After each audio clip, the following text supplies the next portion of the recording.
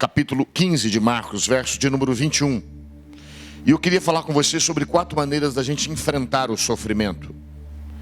Eu não gosto de sofrimento, mas eu não consigo matar o sofrimento. Ninguém consegue. O sofrimento faz parte da existência humana. Eu posso até colocar uma placa na porta da igreja: venha e pare de sofrer. Mas é uma propaganda mentirosa. Ninguém consegue produzir ou dar esse produto. Não é possível isso. Mas o sofrimento é algo que pode ser enfrentado, vencido. Ele pode ser pedagógico. Ele pode ser algo que pode ser usado como uma coisa boa para a sua vida. Eu não vou querer que você peça a Deus: me faz sofrer. Só quero dizer que o sofrimento vem sem a gente pedir. Mas ele não precisa vir para te matar. Você não precisa abraçar ele. Ele pode vir e você pode enfrentá-lo da melhor forma possível.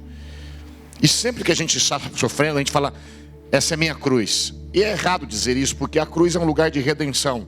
Mas é compreensível também que a cruz seja um símbolo de sofrimento.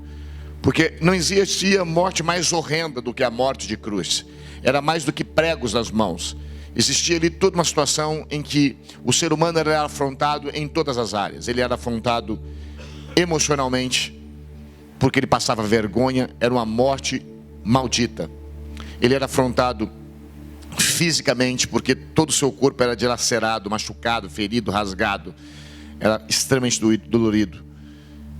E espiritualmente, porque ele era visto como maldito, como não aceito pelos homens e nem por qualquer Deus, fosse lá qual fé as pessoas tivessem.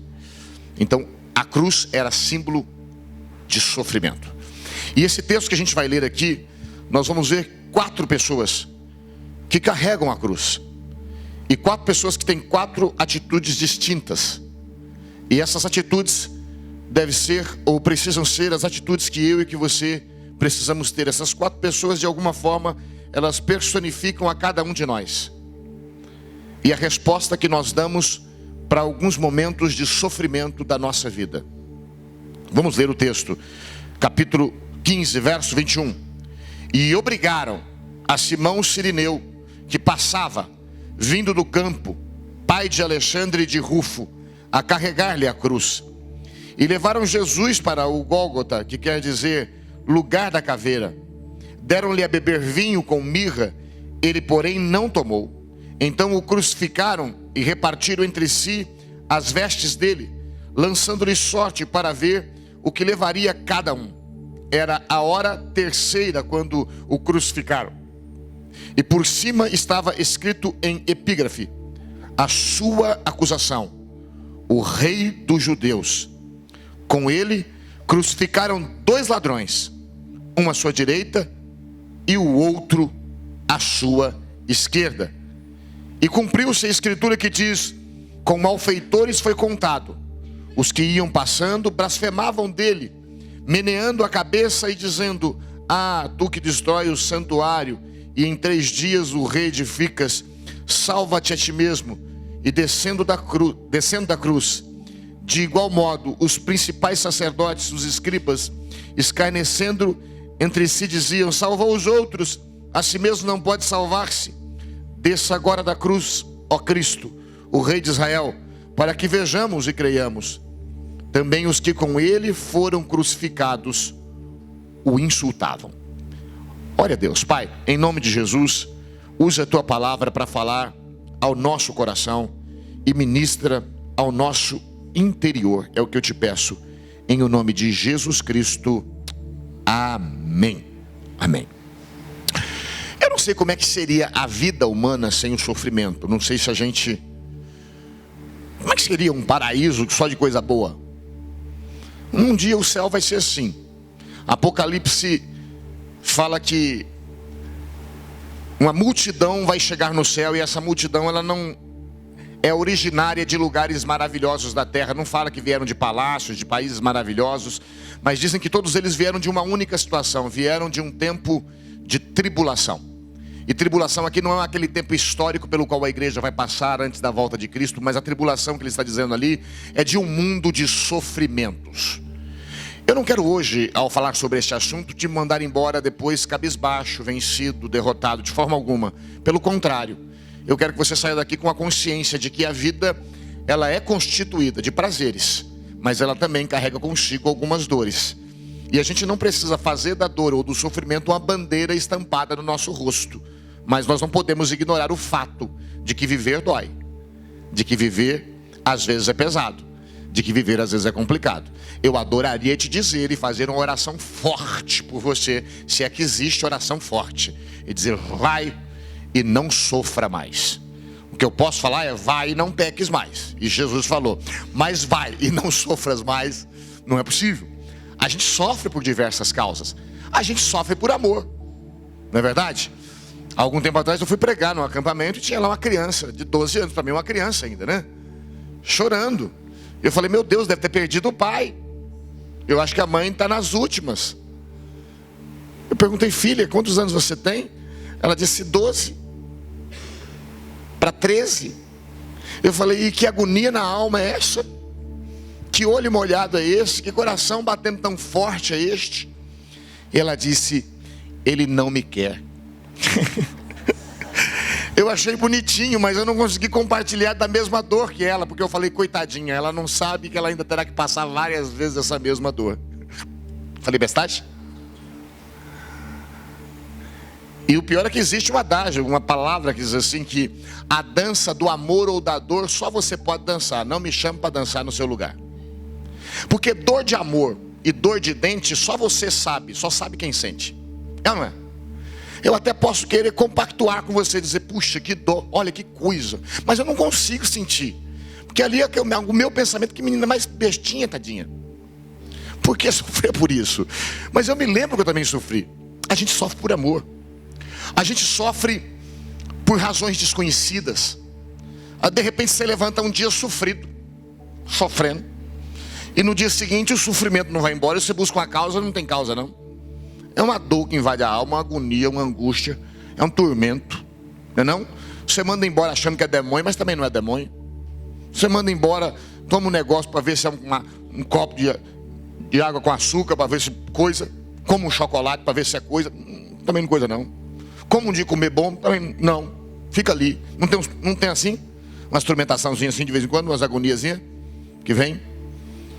Não sabe de onde, você não abriu porta nenhuma, só sabe que não tem como mandar ela embora não. E por mais que você finja bem, seja feliz, mostre sorriso, só você sabe, dentro do seu coração, essas questões todas que eu estou dizendo. Especificamente, ontem ou antes de ontem, eu não me lembro bem os dias, eu fui visitar uma amiga que está morrendo. Ela foi muito importante na minha vida, porque quando eu iniciei o meu ministério, ela era uma pessoa muito gabaritada, muito pronta, e ela se colocou num cargo ou numa função inferior a minha, para poder me servir. Eu era presidente dos jovens, ela era minha secretária. Na verdade, ela fazia todo o trabalho. Ela era uma pessoa muito qualificada. Ela me ensinou muitas coisas boas. Ela acreditou em mim. Ela forjou o meu caráter cristão. Ela me ajudou em muitos sentidos e de muitas formas. Eu nunca vou me esquecer uma coisa que ela disse para mim num dia que eu estava desanimado. Eu já falei sobre isso aqui um dia. Eu procurei ela, disse, Lucinete, eu estou muito desanimado, é muito difícil esse negócio de fazer a obra de Deus, é muito complicado isso e aquilo. E comecei a falar todas as complicações para ela, e eu esperava que ela fosse estender a mão e me acariciar, fazer uma oração, chorar comigo. Ela disse, desiste. Eu falei, como? Ela falou, abandona, porque vai piorar. Eu falei, como? Ela falou, quando Jeremias foi reclamar para Deus, Deus disse para ele, se te sentes fraco, se te sentes cansado caminhando com o homem, como é que vai ser quando você tiver que correr com os cavalos nas matas de Jerusalém? Ou seja, a tua luta ainda é pequena, há lutas maiores, Jeremias. Levanta e enfrenta essa, porque virão outras. Nossa. Ela falou, Isaías, quando foi reclamar, andou 3 anos e meio pelado. Sabia que Isaías andou pelado, um profeta nu? Nu. Pessoa com vergonha, 3 anos nu, descalço, no elo, para sentir no corpo o que o povo iria sentir caso não viesse obedecer a Deus. O profeta no elo. Ela disse, abandona, deixa tudo. E aí eu fiquei um pouco desanimado com aquilo, porque eu achei que ela fosse me dar um afago. Mas aquela palavra dela despertou em mim uma vontade de me levantar e de seguir adiante. Porque às vezes o que a gente precisa é de uma tapa atrás. A gente não precisa de cafuné nem de chupeta na boca não. Essa minha amiga, muito bênção, infelizmente há alguns anos atrás foi acometida de um câncer. E por mais que ela tenha lutado, Infelizmente o médico mandou ela para casa agora esse final de semana, para que ela pudesse despedir dos seus. E eu fui lá então me despedir dela. E ela não consegue respirar, ela não consegue reconhecer a gente. E quando você vê isso, isso mexe um pouco com você, porque uma pessoa tem uma história por trás. Ela pode ser só uma pessoa para alguém que vê, mas para quem conhece é mais do que uma pessoa, é uma história. Muitas coisas se levantam dentro da gente, e você se sente às vezes impotente diante de algumas coisas da vida. Por que que isso acontece? Eu não sei. Eu só sei que acontece. E o fato de eu ter Deus na minha vida não me isenta de passar por algumas situações da vida. Eu vou orar para não passar, eu vou pedir para não passar, eu vou acreditar que eu não vou passar. Mas infelizmente eu e você sabemos que é engano dizermos que o fato de amarmos a Deus, vivermos com Deus, nos isenta de vivermos certas situações de padecimentos. O que eu achei forte nesta menina, na Lucinete, é que ela enfrentou o sofrimento de frente sempre. Até o seu último mês, que ela andava arrastada, ela não ficou na casa da mãe e da irmã aqui americana. Ela ficava em uma dessas cidades de São Paulo, que eu me esqueço agora o nome, onde ela tinha uma missão com mulheres. O corpo desgastado, ela sem conseguir andar direito, mas ali cumprindo a sua missão profética, às vezes pregando sentada, ensinando sentada. Alguém que não se entregou ao rancor, ao sentimento, mas continua a sua missão até o último momento. E pessoas assim nos motiva sempre a nos levantarmos para entendermos que a dor não é o fim. A dor pode ser, em nome de Jesus Cristo, até mesmo um meio para se poder testemunhar de Cristo como ela assim o fez. Mas enfim, como enfrentar, ou como nesse texto a gente pode ver essas 4 personagens aqui enfrentando o sofrimento. O primeiro dele é o tal de Simão Cirineu. É um homem que vem de uma cidade chamada Cirene, que fica no norte da África. É um africano, é um negro forte. Ele está ali, possivelmente por razões que a gente não sabe quais. E ele está ali naquela situação, naquela cidade. Ele não faz parte daquela história, ele não faz parte daquele povoado, ele não faz parte de nada daquilo. Ele está simplesmente passando. E quando ele está passando, algo acontece. Obrigatoriamente ou obrigado por forças maiores, ele é arrastado pelos guardas romanos e diz: carrega a cruz de Jesus, porque ele não está conseguindo carregá-la. Ou seja, aquele cara que caiu de paraquedas e que tem que sofrer um sofrimento para o qual ele não tem compreensão de qual razão é. Ele vai ter que carregar a cruz, que é símbolo do sofrimento, mas no entanto ele não sabe o porquê está sofrendo. É mais ou menos como minha mãe fazia de vez em quando. Ela batia, falava: mãe, por quê? Ela fala: não tem razão não. Depois já fica adiantada essa surra. Fica para alguma coisa. Mas era duro apanhar sem causa. Era duro apanhar quando o meu irmão aprontou. Ele aprontou e eu apanhei. Não é justo isso. Mas a vida às vezes tem essas coisas. A gente está sofrendo, mas não sabe a razão pela qual está sofrendo. E este sofrimento possivelmente seja um dos piores sofrimentos a ser vivenciado. É aquele sofrimento que não tem causa, não tem porta de entrada. Não é algo que eu fiz, não é algo que alguém que está comigo fez. É um sofrimento sem voz, é um sofrimento calado, é um sofrimento que não traz consigo respostas. É uma coisa que simplesmente se abateu sobre mim. A gente às vezes acha que é um castigo divino. A gente acha que é uma sina. Eu nasci para sofrer. Às vezes alguns acham que é uma ação de Satanás. É macumba que fizeram para mim. Mas na verdade não é nenhuma coisa nem outra. É um sofrimento que vem na vida, que tem na vida e que não tem que ter causa. São os sofrimentos naturais da vida humana. É aqueles que não precisam ter uma explicação. É aqueles que não precisam ter um nascedouro. É aqueles que não precisam ter uma razão de existência. Eles simplesmente é sofrimento. São dores comuns da vida. E esse possivelmente seja o sofrimento mais complicado da nossa vida. É aquele que a gente não sabe da onde veio. Sabe, Jó foi o homem que possivelmente mais sofreu na Bíblia, não é verdade? Se você conhece e já leu a história de Jó, sabe como é que ele é? Ele perde tudo num dia. Ele perde a sua dignidade, seus dentes, sua saúde física. Ele perde os seus filhos que morrem, 10 filhos. Ele perde todos os seus bens. Ele perde tudo. Mas sabe, se você ler a história de Jó, você vai ver que as suas perdas não são a razão maior da sua dor. A razão maior da sua dor são 3 amigos que vão estar com ele, por incrível que pareça. 3 amigos aqui, bem entre aspas. São 3 amigos que chegam. Se você ler o livro, você vai ver que a história toda, ela se desenvolve, o enredo dela são esses amigos que chegam. O primeiro dele que se chama Elifaz. E ele chega dizendo: olha, Jó, do que adiantou você fazer o bem? Você que socorria os pobres, você que se assentava na porta da cidade como juiz, ajudando os desvalidos, você que era amparo para os desamparados, olha agora o que está te acontecendo. Ou seja, ele chega para dizer: fazer o bem não adianta nada, Jó. Você fez o bem e agora o mal está sobre a sua vida. E isso mexe com a gente, porque agora, além da agonia da existência, existe também essa fala que povoa a minha mente e que mexe com o meu coração e com as minhas emoções. Ou seja, é essa coisa de que eu estou sofrendo de graça, é essa coisa de que eu só fiz o bem, só plantei o bem e agora eu estou colhendo o mal. E às vezes é verdade, você plantou o bem e está colhendo mal. Isso ocorre às vezes na vida. Mas esse Elifaz não é uma voz de Deus, não é uma voz do capeta. É essa vozinha que surge para dizer que não adianta fazer o bem.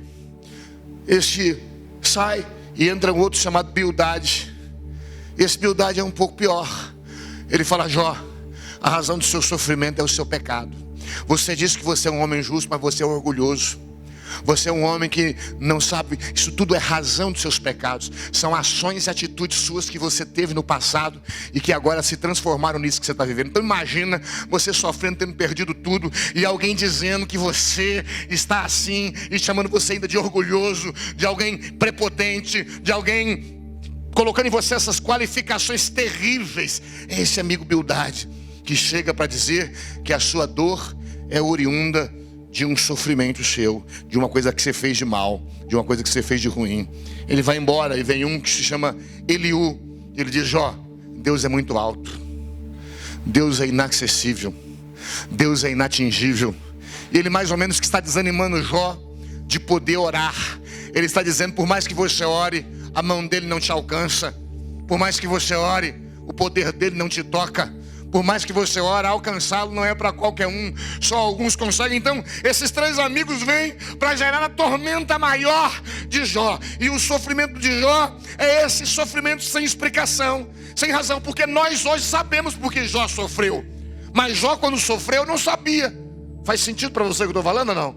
A gente lê o livro de Jó e sabe que ele sofreu por causa de um duelo entre o bem e o mal. Deus diz: eu vou te mostrar, ó Satanás, que Jó é meu servo e me serve na dor e no bom. No ruim e no bom ele é bom, ele é fiel. Mas Jó estava fora da história. E paulada em Jó, paulada em Jó, e paulada em Jó, e Jó apanhando sem saber por quê. E às vezes na vida é assim. E eu queria te dizer que uma das formas, às vezes, de enfrentar o sofrimento e passar por ele de melhor forma possível é não ficar com essas perguntação da alma, que pergunta: por que eu? Por que comigo? Parar de ficar se analisando ou se avaliando, tentando achar uma razão de ser por carregar aquela cruz ou por viver aquele momento. É preciso que você entenda que muitos dos nossos sofrimentos não têm nada a ver conosco. Não é algo que eu fiz, não é algo que eu deixei de fazer.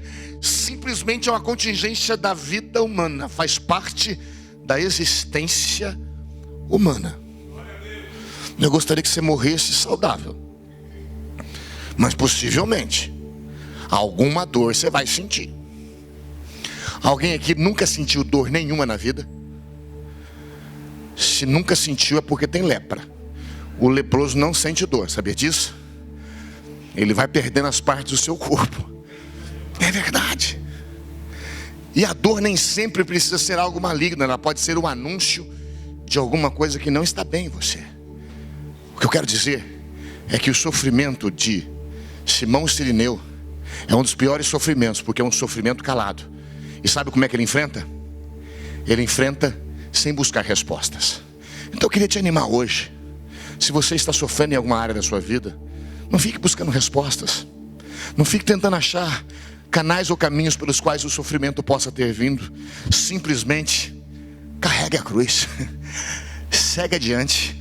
A Bíblia nos ensina, nos diz que A gente caminhando com o irmão, um carrega o fardo do outro.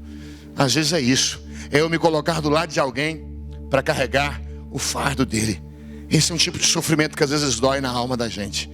E talvez você está aqui hoje se fazendo perguntas: o que eu fiz? E eu queria dizer para você, possivelmente não tenha nada a ver com o que você fez, mesmo porque o que você fez já foi apagado na cruz do Calvário.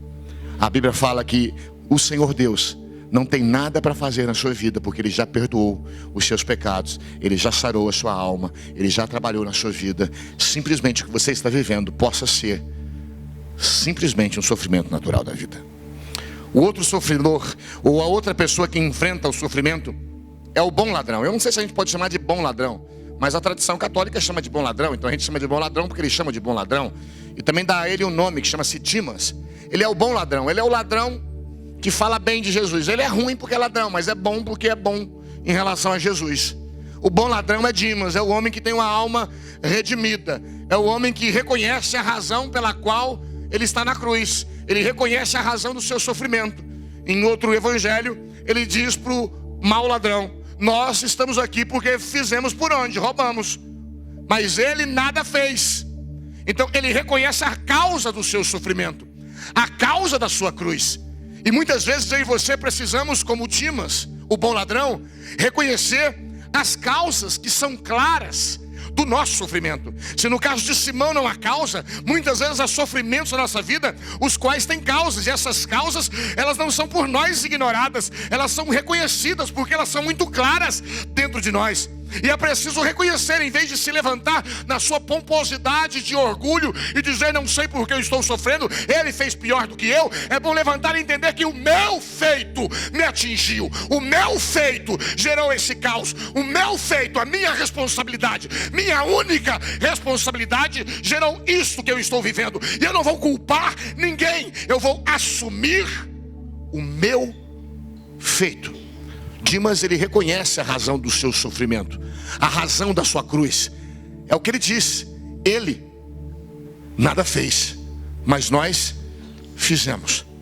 Ele carrega a sua cruz, mas ele carrega a sua cruz aceitando a sua história, a sua responsabilidade. E isso torna a sua cruz mais leve, ou não? Quando a gente tem que pagar o negócio, mas paga sabendo que você fez a conta. O duro é pagar uma conta que não é sua, mas se você fez a conta, paga. Eu já tive que pagar algumas contas que não eram minhas, mas eu fiz. Fazer o quê? Paga. Reconheça que você errou. Reconheça que você foi irresponsável. Reconheça isso. Reconheça. Eu tive uma vez que socorrer um amigo. Não me arrependo disso, mas foi muito difícil aquilo, porque ele estava muito quebrado. E eu precisei assinar um cheque, assinar 2 cheques, assinar 10 cheques, assinar 20 cheques. Eu tinha que ter acordado um pouco antes, concorda ou não? A hora que tantos cheques eram assinados, nenhum caía. E num domingo de manhã eu saio para passear. Eu falto da escola dominical, eu nunca falto, nunca faltava. E a hora que eu descubro, alguém me diz assim: o seu nome está no jornal. Eu falei: nossa, não teve festa, não teve nada. Será que eu estou na coluna social? E por acaso, não por acaso, meu nome estava na coluna de protestos. Eu estava protestado, checaiada, tudo. E naquela época era dinheiro para comprar uma casa. Eu falei: e agora, o que eu faço da minha vida? Eu me lembro que isso aconteceu aqui num posto aqui em cima, não sei aonde que é aqui, umas 2 ruas para cima. Eu me lembro que eu saí meio desolado. Falei: agora como é que eu vou fazer? Porque minha vida não tinha como eu pagar aquilo. Era um montante que assim não tinha sacrifício que eu pudesse fazer. Mas depois eu parei e falei: meu Deus do céu, quem fez fui eu. Eu não vou culpar ninguém, eu não vou culpar o diabo, eu não vou culpar Satanás. Eu pedi perdão para Deus. Falei: pai, me perdoa porque eu fui irresponsável. Eu fiz uma coisa que eu não podia fazer. Agora, pai, faz de mim o que o Senhor quiser. Mas aquela cruz ficou mais leve para carregar, entendeu ou não? Porque eu fiz de moto próprio. Sabe, quando a gente reconhece os nossos erros, carregar certas cruzes se tornam mais leve, se tornam mais possíveis. A gente não fica procurando ou achando culpados, a gente assume aquilo que a gente fez.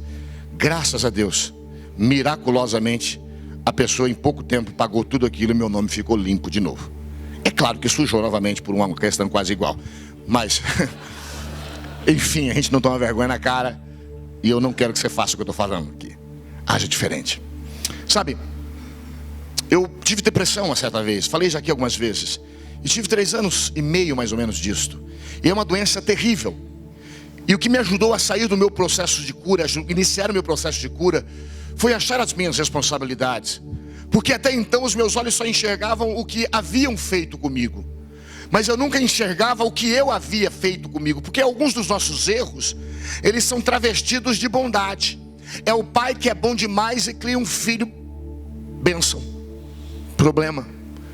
É a mãe que é boa demais. Ah, mas eu sou tão boa. É por isso, é porque é boa demais. Devia ter sido um pouco mais dura. Fosse mais durinha, mais coisadinha. Então tem certos pecados da gente que são travestidos de bondade. E eu não achava. Então Deus um dia trocou no meu coração e falou assim: você não repreendeu aquele, você não consertou aquele outro, você sabia que aquele outro estava fazendo aquilo de errado e você não tomou posição, você não agiu nessa área, e agora você está dizendo o que fizeram de mim, o que você fez de você. Então quando eu descobri o que eu havia feito de mim, eu não me senti culpado, mas eu assumi sobre mim a responsabilidade dos meus feitos, e isso trouxe alívio para minha alma, porque agora eu entendi que eu não era vítima dos outros, eu era vítima da minha própria burrice. Eu era vítima de mim mesmo. Isso alivia a carga. Esse Dimas, ele simplesmente, ele abre a boca e ele diz: o nosso sofrimento tem causa. O nosso sofrimento são nossas atitudes, são nossas irresponsabilidades. É aquilo que eu faço, é eu reconhecer as minhas culpas. Agora preste atenção aqui. Quando eu reconheço as minhas culpas, quando eu assumo as minhas responsabilidades, portas se abrem para um novo recomeço. Então eu queria que você repetisse para gravar na sua alma. Diz: quem reconhece suas culpas, quem reconhece suas responsabilidades, abre as portas para um novo começo. Porque é interessante, quando ele fala isso, esse Dimas fala isso, ele diz: nós fizemos por merecer, mas ele não. O que Jesus Cristo fala? Jesus vira para ele e diz assim: ô menino, hoje mesmo tu estarás comigo no paraíso. Abre uma porta. Isso é o evangelho da graça. É o poder de Deus que só quer o reconhecimento do meu pecado, do meu erro. Ele não quer que eu carregue anos a fio nas costas. Ele só quer que eu entenda que houve uma porta de entrada. Ele só quer que eu reconheça que houve uma razão motivadora daquilo. Ele só quer que eu tome uma postura e uma posição de entender que se está doendo, é possível que eu mesmo fui o gerador iniciante dessa dor. Mas quando assim eu faço, ele vem e abre uma porta e diz: hoje mesmo estarás comigo no paraíso. A Bíblia diz que Jesus Cristo, ele veio para pessoas assim. Ele não veio para pessoas consertadas. A Bíblia diz que ele veio não para os sãos, mas ele veio para quem? Para os doentes. A Bíblia diz que ele veio não para aqueles que eram santos, mas ele foi encontrado entre os pecadores. Ou seja, parece que Jesus Cristo tem essa predileção por quem reconhece suas responsabilidades, por quem carrega nos lábios a confissão dos seus próprios pecados e dos seus próprios erros. Parece que Jesus Cristo tem essa predileção não de ver o outro se humilhar, mas assumir as suas responsabilidades. E aí então ele diz: agora eu vou abrir uma porta para você. Você vai estar comigo no paraíso. Será que eu e você hoje precisamos reconhecer alguma área de nossa vida em que nós fomos irresponsáveis? Algumas áreas da nossa vida em que nós não soubemos lidar com aquilo e por isso nos trouxe a tal situação. Eu atendi alguém algum tempo atrás e ele devia muito. Ele disse: puxa, eu tenho orado tanto, Deus não me socorre. Foi verdade. Eu tenho. E aí eu vi que o mundo era culpado. Eu falei: nossa, como você é vítima, não? O mundo é culpado. O mundo todo é culpado. Eu falei: mas você não tem participação nenhuma nisso? E aí a gente começou a procurar no exame a sua participação também. Então, depois de algum tempo foi que ele percebeu. Porque às vezes a gente não percebe que ele só chegou naquele quadro porque ele não tomou algumas atitudes antes. Então, aí houve uma redenção, houve uma confissão naquela época, houve um posicionamento da pessoa dizer: eu fiz errado. Mas Deus não quer que você fique carregando um fardo que gera remorso. Ele só quer que você reconheça. E quando você reconhece, Ele chega para curar. Imagine que você vai doar o seu... Eu não sei se pode doar pulmão, mas vamos dizer que pudesse doar pulmão, tá bom? Você vai doar o seu pulmão para alguém. Mas essa pessoa está com o pulmão estragado porque ela fuma 3 maços de cigarro por dia. Eu falo assim: eu quero o seu pulmão sim, mas só que tem uma coisa: eu não consigo largar do pito, não consigo largar do cigarro, não. Eu vou continuar fumando. Eu falo: obrigado, então fica com o seu pulmão furado e deixa eu com o meu bom. Você daria mesmo assim o seu? Não tem sentido, não tem razão. Ou você reconhece a causa pela qual isso está acontecendo para parar essa sangria desatada, ou não há conserto, ou o sofrimento não para. Há muitos sofrimentos que param simplesmente quando a gente reconhece aonde foi que eu errei, aonde foi que eu caí, aonde é que eu estou cooperando para isso acontecer. E quando eu faço isso, simplesmente Deus olha para mim e diz: a porta do paraíso está aberta, pode entrar. A culpa foi cessada, o perdão foi derramado, a bênção está sobre a tua vida. A gente chama isso de a graça da última hora. Alguém disse assim: pastor, não é justo isto. Eu vivi a vida inteira servindo a Deus, aí agora a pessoa chega nos últimos 5 minutos e vai morrer e confessa Jesus e vai para o céu. Eu não acho justo isso. Não existe essa questão de ser justo ou não é justo. É a graça divina, Ele faz como quer, mesmo porque a gente que vive servindo a Deus é bom para nós, não é ruim. O outro teve uma vida quebrada e só descobriu Deus nos últimos 5 minutos. É como você ser milionário e viver como mendigo e depois descobre na hora de morrer que é rico. É bom isso? Aí você morre mais rápido de raiva. Não? Então, viver com Deus é descobrir a sua riqueza em tempo apto, em tempo que você pode utilizar daquilo. Mas esse homem aqui é salvo nos últimos momentos. O primeiro sofredor sofre sem saber a causa, mas simplesmente carrega a sua cruz. Ele alivia a barra do outro. O segundo sofredor conhece ou reconhece a razão do seu sofrimento. É os seus feitos, os seus atos. E quando ele faz isso, uma porta se lhe abre. E Deus sempre abre portas para aqueles que reconhecem que muitas experiências que ele está vivendo são razão de alguns feitos. Mas o terceiro sofredor, o terceiro homem que carrega a cruz, é um outro que também na tradição católica é chamado de gestas, e que a gente chama de o mau ladrão.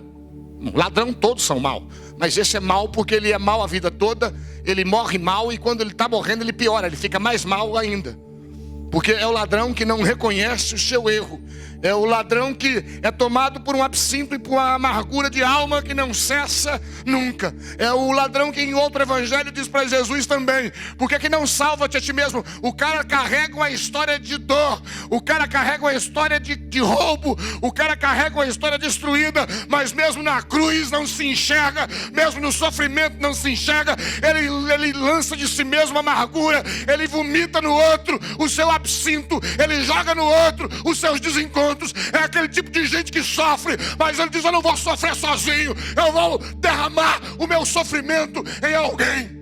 E esse tipo de sofrimento ele não presta, porque ele só se espalha, ele só faz do outro o alvo das suas acusações. É o sofredor que a tudo justifica, é o sofredor que tem a síndrome do Adão. Foi a mulher que o Senhor me deu.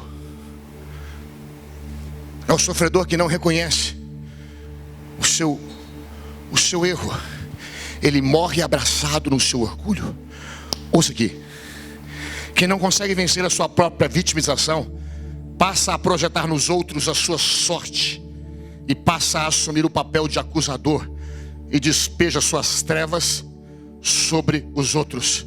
Quem não consegue vencer sua própria vitimização, tornar-se vítima, os outros fizeram, eu não fiz, passa a projetar nos outros a sua sorte. Ou seja, os outros é culpados de eu estar vivendo o que eu estou vivendo, e passa a assumir um papel de acusador, que é de Satanás, e despeja suas trevas sobre os outros. Eu vivo porque você não me ajuda. Eu vivo porque você não liga para mim. Eu sofro porque você não liga para mim. Eu sofro porque você não faz por mim. Eu sofro. E aí o mundo é culpado. Eu sofro porque eu sofro. Eu sofro porque eu sou besta.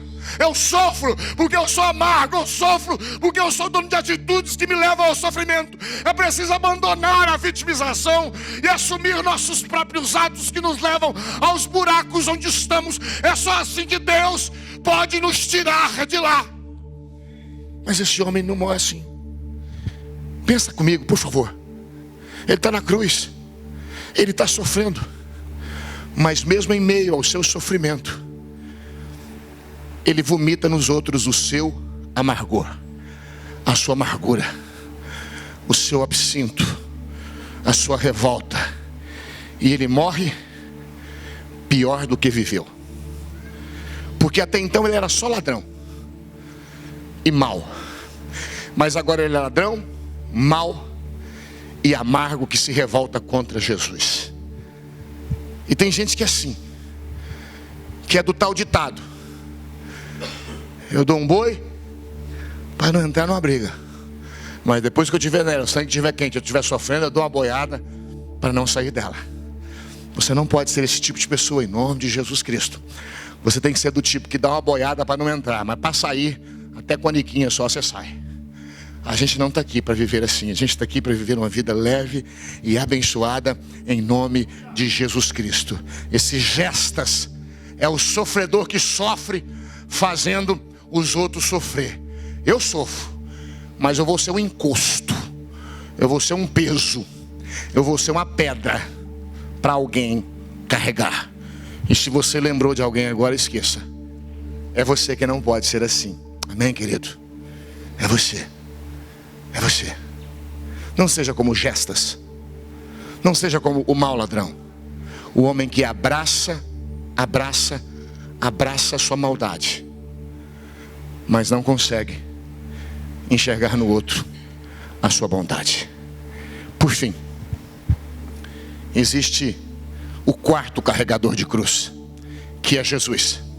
Sabe o que é interessante? O primeiro, coitado, cai de paraquedas. O cara está só passando na história. Imagina, você está passando no lugar, alguém aponta a arma para você e diz: vem cá, carrega a cruz. Como é que você não vai? Uma milícia, um rebanho de soldado. O outro fez, mas arrependeu. O outro fez, mas não arrependeu. Mas aqui está um que nada fez. E o que é interessante é que a Bíblia diz que, embora ele possa ter sido levado à cruz, ele mesmo diz que ninguém pode tirar a minha vida, eu mesmo a dou. Não é Deus que bota Jesus na cruz. Não é Satanás que bota Jesus na cruz. Não é Pôncio Pilatos que bota Jesus na cruz. Não é nenhum poder político, ou seja ele qual for constituído, que bota Jesus na cruz. O que bota Jesus na cruz é o seu amor por nós. É o homem que se obriga, é o homem que se oprime, é o homem que se enfia em um sofrimento, mas não por uma razão de obrigação, de força maior. A força maior que o move é o amor que o envolve e que enche o seu coração. E é por isso que ele diz: livremente eu me ofereço. Por isso, o amor impõe a quem ama a disposição de sacrificar. Repete comigo para gravar, diga: o amor impõe a quem ama a disposição de se sacrificar. Deixa eu dizer uma coisa para você: se você não tem disposição de se sacrificar por quem ama, então você não ama. Falei bestagem? Falei não. Se você não tem a disposição de se sacrificar por quem ama, então você não ama. Se você não consegue se sacrificar por um amigo, então você não ama. Você é coleguinha. Você é coleguinha. Você é coleguinha de dividir lanche da lancheira, mas não é amigo. Porque amigo que é amigo fere. Amigo que é amigo diz verdades. Amigo que é amigo abraça. Amigo que é amigo caminha junto. Amigo que é amigo socorre. Amigo que é amigo se sacrifica em função e em favor do outro. Eu posso ser coleguinha. Se você tem filhos, Você sabe que quando você ama os seus filhos, o quanto você se sacrifica por eles. E eles nem sempre pagam a conta depois, mas você sacrifica. Mas é interessante como a cruz é leve, porque é um amigo, porque é um filho. Se você é casado, você sabe o quanto você precisa se sacrificar para ficar com o bem. Não é não? Não quero desanimar vocês que vão casar, nem vocês que completaram um ano agora. Mas eu queria dizer que alguns dias a gente acha que casou com a pessoa errada. É normal. Não acredite em você, é a pessoa certa. É só a sua cabeça que está errada naquele dia. Mas quando a gente ama, a gente se sacrifica.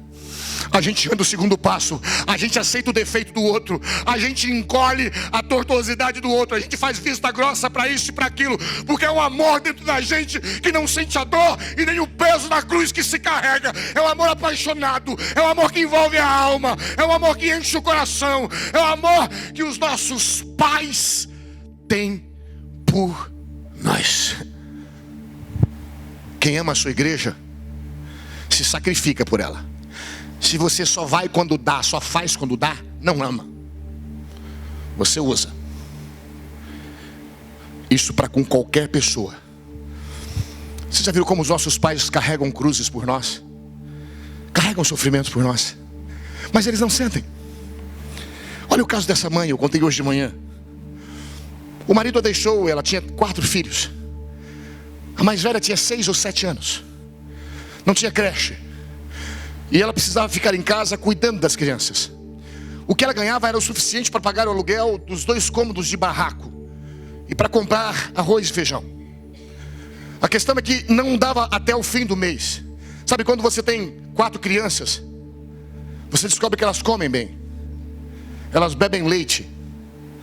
E para dar o mínimo possível ou necessário para a sobrevivência das crianças, aquela mãe muitas vezes tirava de si para dar a eles. Esses meninos hoje são formados, são médicos, advogados, e cuidam bem da sua mãe velhinha. Mas eles ainda hoje contam, tantos anos depois, com lágrima nos olhos, como foi que a mãe os criou. E ela então ia trabalhar, e muitas vezes o almoço era feito na quantidade. Ela sabia que não sobraria para ela trazer.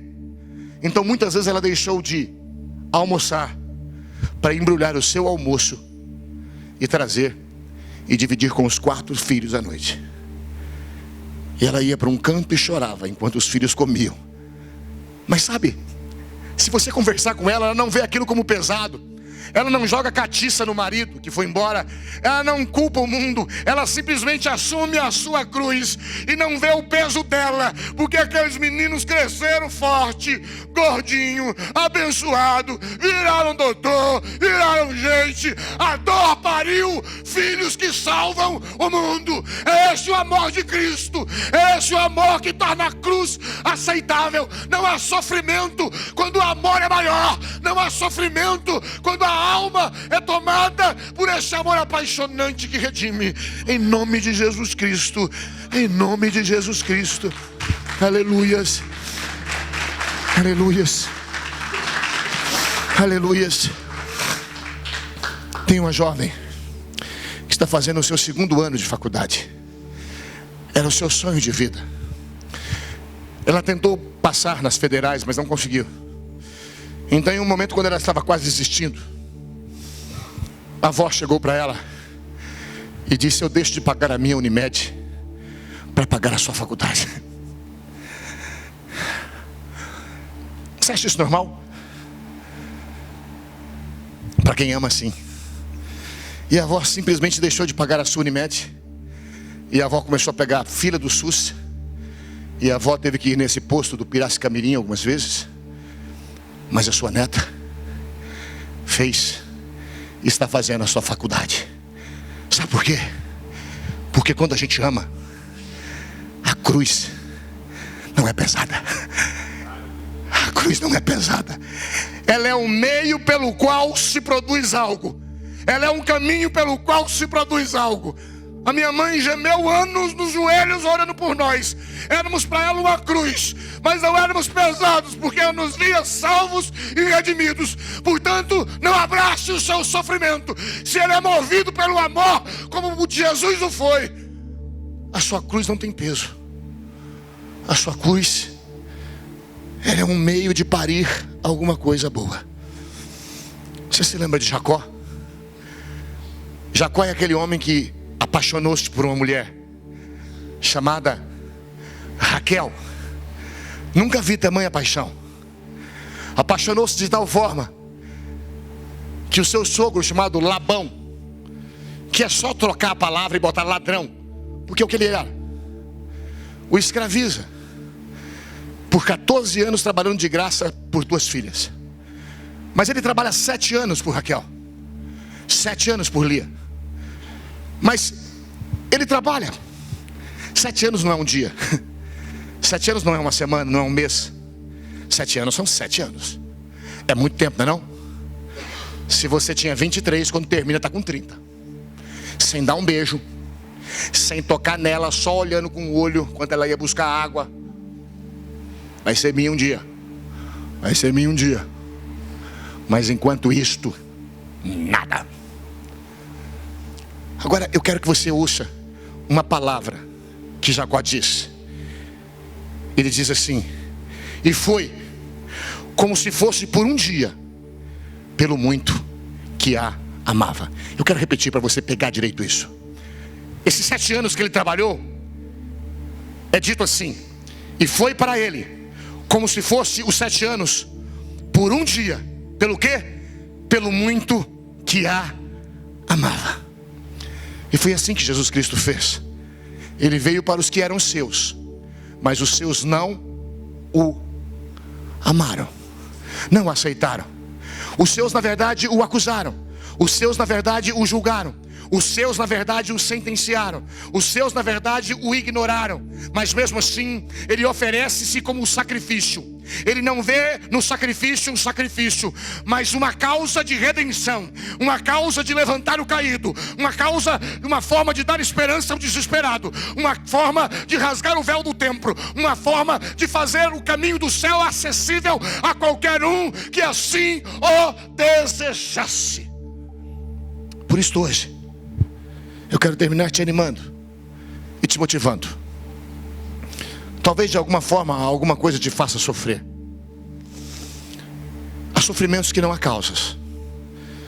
Por que comigo? Não sei. Eu não sei. Eu tenho um amigo que nunca bebeu, nunca fumou, sempre andou direitinho e está com uma doença terrível. Não há razão. Há sofrimentos que não há razão. Não pergunte o porquê. Vai passar. Porque Dimas carrega a cruz por um tempo, depois passa e ele entra para a história. Era para ele ficar apagado. Dimas não, Simão. Era para ninguém saber quem era esse homem. Esse homem agora tem música que fizeram para ele, Simão Sirineu. Era para ninguém saber de onde esse homem veio. Uma cidade chamada Cirene. Ninguém nem podia saber falar. Mas até hoje se fala dessa cidade de Cirene do norte da África. Por causa de que um homem carregou por umas horinhas, talvez uns minutos, uma cruz. Não busque razão. Carregue. Vai passar. Talvez hoje você está gemendo porque você fez alguma coisa e isso trouxe sofrimento. Confesse.